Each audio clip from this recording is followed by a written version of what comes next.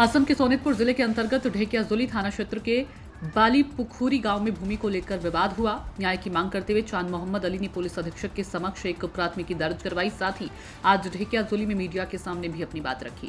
प्राथमिकी में उल्लेख के अनुसार 21 दिसंबर 2024 को बाली पुखूरी गांव के निवासी चांद मोहम्मद अली और चाह जमाल के परिवार के बीच जमीन को लेकर विवाद उत्पन्न हुआ।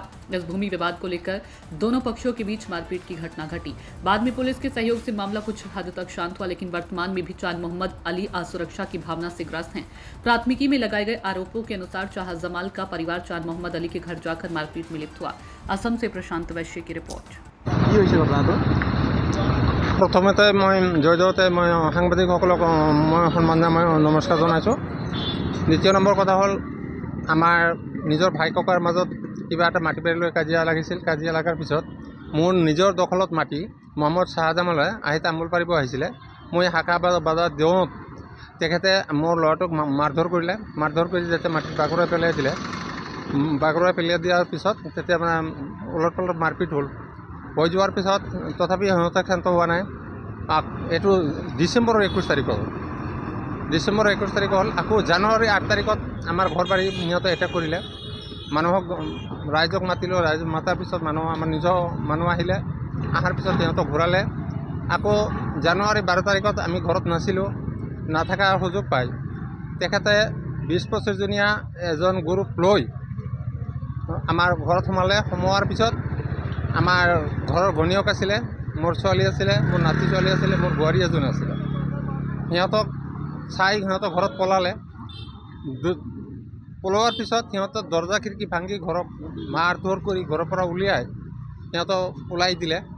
ওলাই দিয়াৰ পিছত সেইটো আমি ঢেকিয়াজুলি থানালৈ আমি অৱগত কৰিছিলোঁ।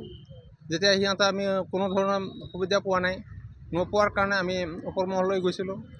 ওপৰ মহলত যোৱাৰ পিছত আমাৰ কেছটোৰ কাৰণত আমি তেজপুৰত আমাৰ জাজ কোৰ্টত দুবাৰ জামিন কেঞ্চেল হ'ল। হাইকোৰ্টৰ পৰা আমি জামিন হৈ আহিলোঁ। অহাৰ পিছত আমি পুলিচৰ থানাত আহিলোঁ। থানাৰ সহযোগ লৈ আমি আকৌ ঘৰলৈ গ'লোঁ। থানাৰ পুলিচ লগত লৈ যায় আমাৰ ঘৰত থৈ আহিলে। আমাৰ ঘৰত এতিয়াও বেলেগ এজন মানুহ সোমাই আছে আৰু শাহজামালে মঙলদৈৰ পৰা মানুহ আছে, বৰপেটাৰ পৰা মানুহ আনি আছে।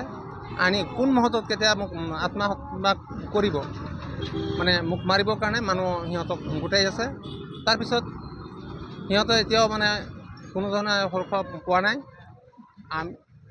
শাহজামালৰ প্ৰতি মই ইমানখিনিয়ে কওঁ যে সিহঁতৰ ইমানখিনি মানুহ আনি আছে মোক মাৰিবৰ কাৰণে।